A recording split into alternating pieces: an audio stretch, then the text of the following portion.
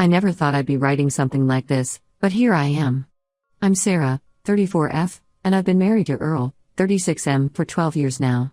We have 3 amazing kids: Milo, 10F, Zeke, 8M, and Jill, 5F. Up until recently, I thought we had a great relationship with Earl's parents, Martha, 58F, and Gregory, 60M. But life has a way of throwing curveballs when you least expect them. Earl and I met in college. We were both business majors, and we ended up paired together for a group project in our marketing class. I remember thinking he was cute, but I was too focused on my studies to pursue anything. Earl, however, was persistent. He kept finding reasons to study together, and eventually asked me out for coffee. That coffee date turned into dinner, which turned into movie nights, and before we knew it, we were inseparable. After graduation, we dated for 2 years before tying the knot. Throughout our relationship, Martha and Gregory were incredibly supportive. They welcomed me into their family with open arms, and over the years, I felt like I've become more than just an in-law. I'm truly part of the family. I still remember the first time I met them. Earl had invited me over for Sunday dinner, a weekly tradition in his family. I was nervous, but Martha greeted me with a warm hug and immediately put me at ease. Gregory cracked jokes all evening, and by the end of the night, I felt like I'd known them for years. When Earl and I got engaged, Martha was the first person I called after my own mom. She cried tears of joy and immediately started talking about wedding plans. She and my mom became a formidable wedding planning duo, and the day wouldn't have been nearly as perfect without their efforts. After we got married, Martha and Gregory continued to be a big part of our lives. They were there for the birth of each of our children, always ready with a helping hand or a home-cooked meal. When I went back to work after my maternity leave with Milo, Martha offered to watch her 2 days a week so we could save on childcare costs. It was an incredibly generous offer, and it allowed me to ease back into work without worrying about Milo. Our life was pretty standard until about 6 months ago when Earl got a big promotion at work. He's now a regional manager, which is great for his career but requires him to travel extensively. He's often away for weeks at a time, which has been a huge adjustment for all of us. I've taken on more responsibilities at home, and Martha and Gregory have been a godsend, helping out with the kids whenever they can. Last month, Martha and Gregory invited us all over for a big family dinner to celebrate Gregory's 60th birthday. It was supposed to be a joyous occasion, with all the extended family coming together. Earl couldn't make it due to a work trip, but I went with the kids, excited to spend time with everyone. The dinner started off well. We all helped prepare the food, and the atmosphere was festive. I made Gregory's favorite apple pie, a recipe he taught me years ago. As we cooked, we reminisced about past family gatherings and shared funny stories. It felt like old times. However, as we sat down to eat, I noticed something off. The conversation seemed to flow around me rather than include me. At first, I brushed it off, thinking I was just being sensitive due to Earl's absence. But then I realized that every time I tried to join in, someone would change the subject or talk over me. It was subtle, but it was definitely happening. But then things took a turn for the worse. As we finished dinner, Martha stood up to make a toast. She spoke about family, love, and then, to everyone's surprise, she mentioned their dog, Max, who had passed away a few weeks ago. I was shocked. I hadn't heard about Max's death. I loved that dog. He reminded me so much of my childhood pet, a golden retriever named Buddy, that I often offered to walk him or dog sit when Martha and Gregory were busy. I have so many fond memories of Max. When Earl and I were still dating, Max would always greet me at the door with excited barks and a wagging tail. He was there for all our major life events, lounging at our feet during wedding planning sessions, gently sniffing each of our newborn babies when we brought them to meet their grandparents for the first time. Max was more than just a pet, he was a member of the family. As Martha spoke about Max, tears welling up in her eyes, I felt my own eyes getting misty. I was about to get up and comfort her when suddenly, her demeanor changed completely. She pointed at me and started shouting, accusing me of killing Max out of jealousy. I was stunned. Martha claimed that I had always been envious of her relationship with Max because he reminded me of Buddy. She said that I had taken advantage of Earl's absence to get rid of Max, so I wouldn't have to pretend to like him anymore. She demanded to know where I had buried him, so she could give him a proper burial. The room fell silent. I looked around, hoping someone would speak up, tell Martha she was being ridiculous. Instead, I saw judgment in their eyes.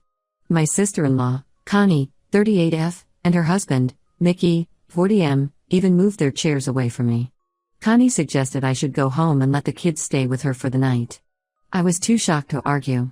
I went home, my mind reeling from what had just happened. How could they believe I would do such a thing?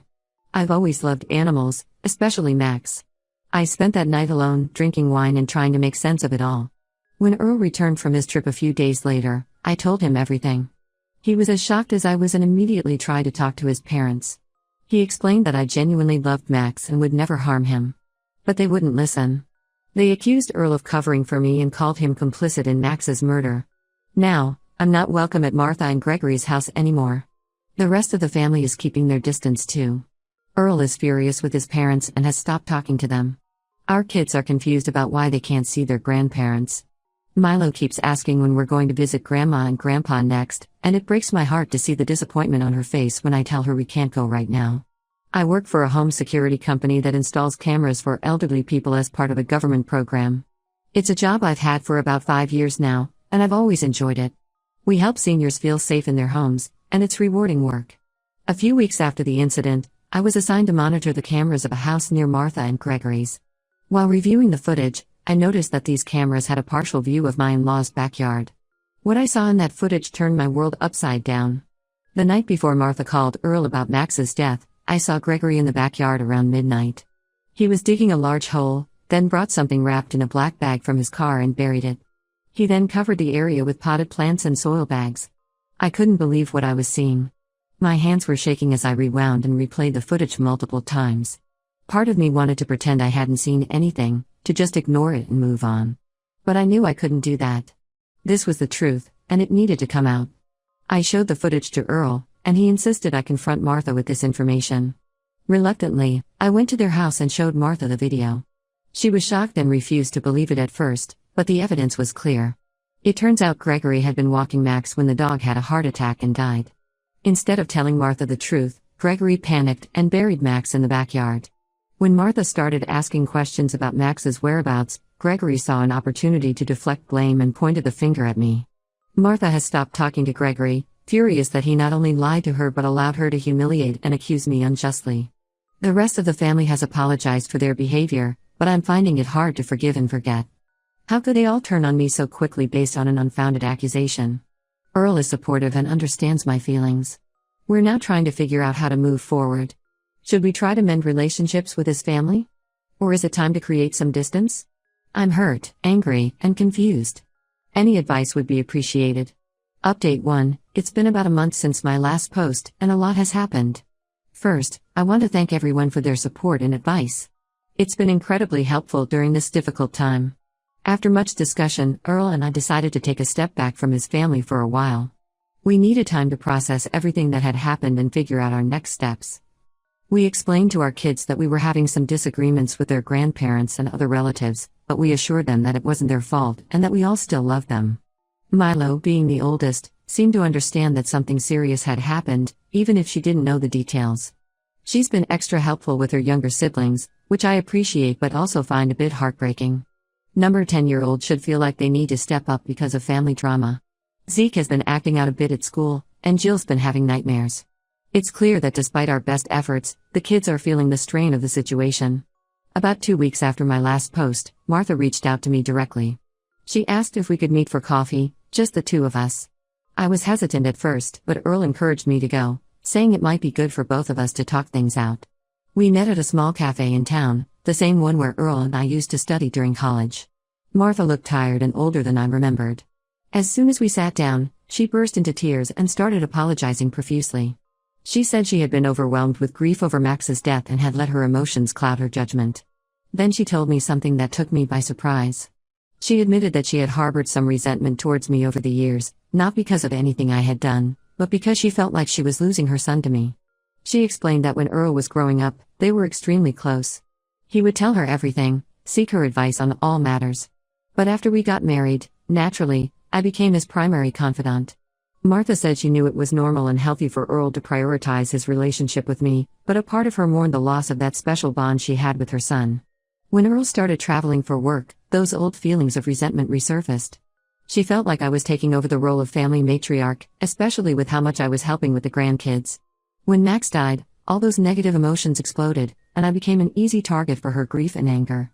She told me that she and Gregory had been going to marriage counseling to work through their issues. Gregory had admitted that he panicked when Max died because he felt responsible. He had been distracted on his phone when Max wandered into the street and got hit by a car. The heart attack story was a lie he made up on the spot. As Martha spoke, I found myself remembering all the good times we had shared over the years. The cooking lesson she gave me when Earl and I first got married, the time she stayed with us for a week after Jill was born to help out, the countless family dinners and holiday celebrations. It was hard to reconcile those memories with the woman who had accused me of killing her dog. I listened to everything Martha had to say. Part of me wanted to forgive her immediately. This was the woman who had been like a second mother to me for over a decade.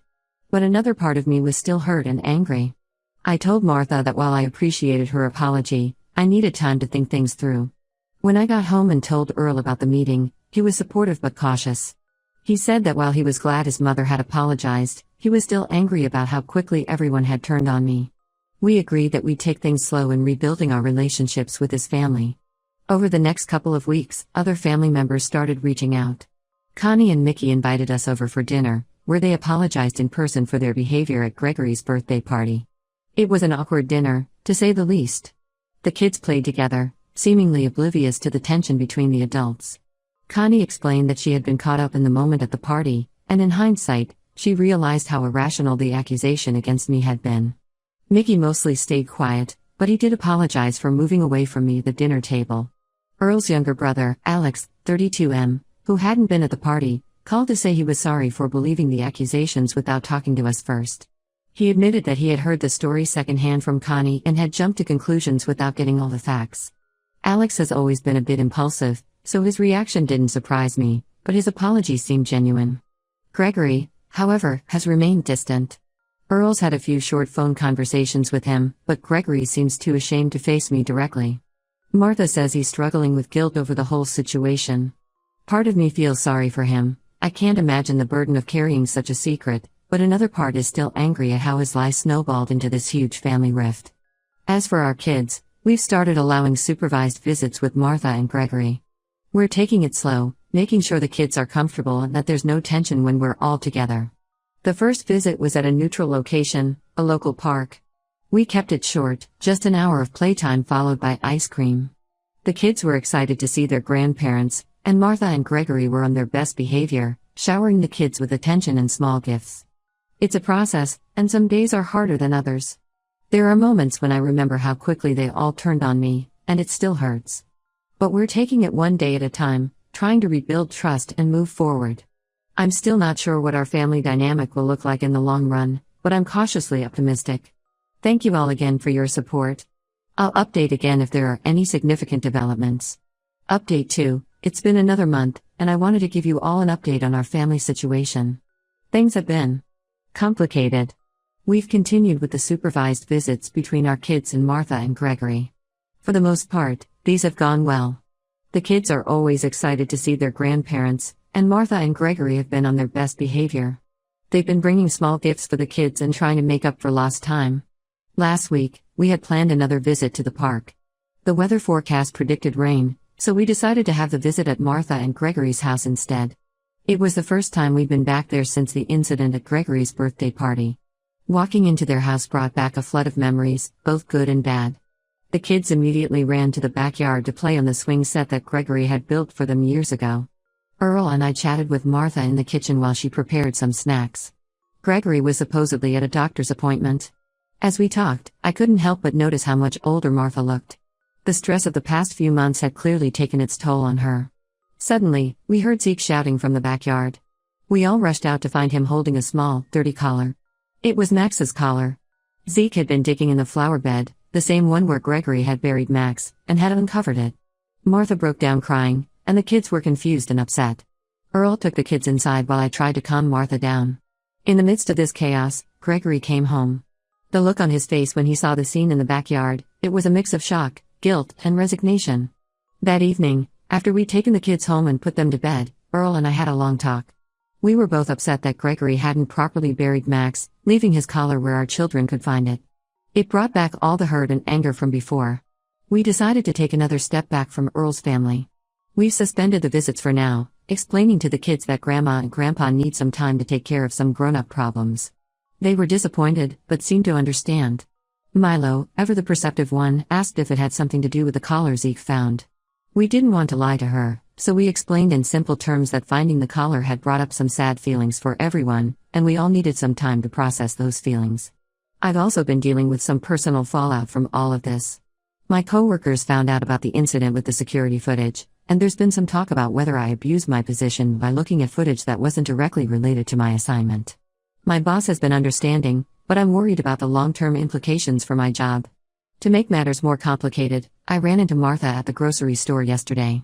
It was awkward, to say the least. She tried to apologize again for everything that had happened, but I found myself unable to really engage with her. The hurt is still too fresh, I guess. I ended up making an excuse and leaving the store without finishing my shopping. Earl and I are considering family counseling to help us all process what's happened. We want to make sure our kids aren't too affected by all this family drama. Zeke's been having trouble sleeping since finding the collar, and Jill's been extra clingy lately. Even Milo, who usually takes everything in stride, has been quieter than usual. As for Martha and Gregory, Earl spoke with Martha on the phone yesterday. She's devastated about what happened with Max's collar and admits that she and Gregory never properly dealt with their grief over losing Max. They're looking into pet bereavement counseling. Gregory, on the other hand, has retreated further. Martha says he's barely speaking to anyone, consumed by guilt and shame. Part of me feels sorry for him, but another part is still angry at how his lies snowballed into this huge family rift. We're taking things day by day. Right now, our focus is on our kids and on healing as a family unit. We're not sure what our relationship with Earl's family will look like going forward, but we know we need to prioritize our own well-being first. Thank you all again for your support and advice. It really helps to have a place to share these updates and get feedback. I'll post again if there are any major developments. Update 3. It's been about 6 months since my last update, and I wanted to share some final thoughts on this whole situation. After the incident with Max's collar, we decided to seek family counseling. It's been incredibly helpful for all of us, especially the kids. They've had a safe space to express their confusion and hurt over the family conflict, and we've learned better ways to communicate with them about difficult topics. Milo, in particular, has really opened up in these sessions. She admitted feeling responsible for keeping her younger siblings happy during all the family drama. Our therapist has been working with her on understanding that it's not her job to manage her siblings' emotions. Zeke's behavior at school has improved, and Jill's nightmares have become less frequent. As for Earl's family, we've slowly been rebuilding relationships, but things are different now. We've had several family meetings, mediated by a therapist, to work through our issues. It's been tough, but we're making progress. Martha and Gregory have been going to individual and couples therapy. Gregory finally opened up about his actions and apologized to me directly. It was a difficult conversation, but it felt like a necessary step in moving forward. He explained that his fear of disappointing Martha had led him to make a series of bad decisions, snowballing into the mess we found ourselves in. We've resumed family gatherings, but they're smaller and more controlled now. We recently had a barbecue in our backyard, the first time we've all been together since the incident. It was tense at first, but as the day went on, things started to feel a bit more normal. The kids played with their cousins, and there were even a few moments of genuine laughter among the adults. On a personal note, I've changed jobs. While my old company was understanding about the security footage incident, I felt it was best to make a fresh start. I'm now working for a different security firm, in a role that doesn't involve monitoring footage. It's been an adjustment, but I'm enjoying the new challenges. Earl and I are doing well. This experience, while incredibly difficult, has ultimately brought us closer together. We've learned a lot about communication, trust, and the importance of standing united as a couple. We've started having regular date nights, something we'd let slide when life got busy with work and kids. Looking back, I'm still amazed at how quickly things spiraled out of control. A misunderstanding, fueled by grief and unspoken resentments, nearly tore our family apart. While I can't say I've fully forgiven everyone involved, I'm working on it. I've learned that family relationships are complex and require constant work and communication. Thank you all for your support throughout this journey. Your advice and kind words have been a source of strength during some very dark times. While this chapter of our lives is closing, the lessons we've learned will stay with us forever. Family is precious, but it's also fragile. We'll continue to work on nurturing our relationships, setting healthy boundaries, and moving forward together.